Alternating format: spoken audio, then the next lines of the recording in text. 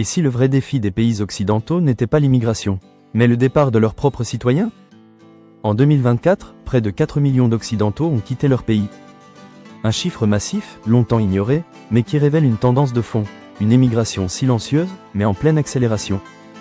Selon une analyse de The Economist, dans 31 pays occidentaux, les départs ont augmenté de 20 PER100 par rapport à l'avant-Covid. Et certains pays sont encore plus touchés, plus 60 PER100 en Suède, plus 34 PER100 au Canada, plus 29 PER100 en Nouvelle-Zélande, et même l'Italie, qui retrouve une dynamique d'émigration qu'on pensait appartenir au passé. Ce n'est donc pas un phénomène marginal. C'est une transformation structurelle. 3 grandes forces expliquent cette vague. 1. Le télétravail. Aujourd'hui, beaucoup de métiers ne dépendent plus d'un lieu.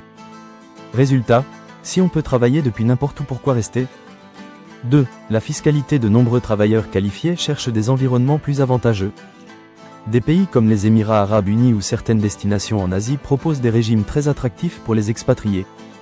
Même en Europe, le Portugal a longtemps attiré grâce à ses avantages fiscaux avant de les réduire récemment. 3. Le climat politique. C'est plus subtil, mais tout aussi important. Une partie des citoyens exprime une forme de fatigue ou de désillusion.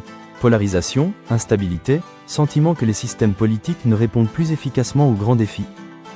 Et pour certains, la réponse devient simple: partir. Ce ne sont pas des profils au hasard.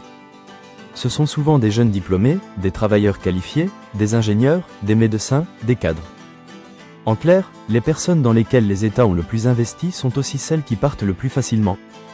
Attention, il ne s'agit pas d'un exode vers les pays pauvres.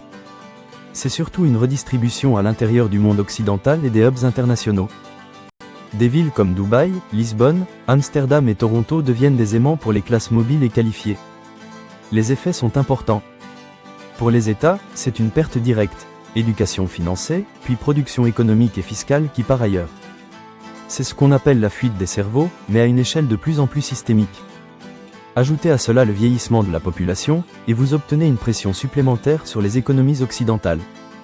Il existe aussi un autre côté. Beaucoup d'expatriés reviennent après quelques années.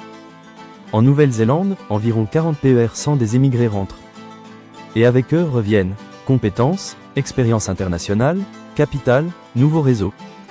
Si ces retours sont bien encadrés, l'émigration peut aussi devenir un levier de transformation positive. Au fond, ce phénomène n'est pas une fuite incontrôlée. C'est un arbitrage. Des millions de personnes comparent fiscalité, qualité de vie, stabilité politique, opportunités professionnelles, et choisissent leur lieu de vie en conséquence. La vraie question pour les pays occidentaux est donc simple: comment retenir, ou reconquérir, leurs talents? Parce que cette tendance, si elle continue, pourrait redessiner en profondeur la géographie économique mondiale. Si cette analyse vous a intéressé, n'hésitez pas à liker la vidéo et à vous abonner pour ne pas manquer les prochaines.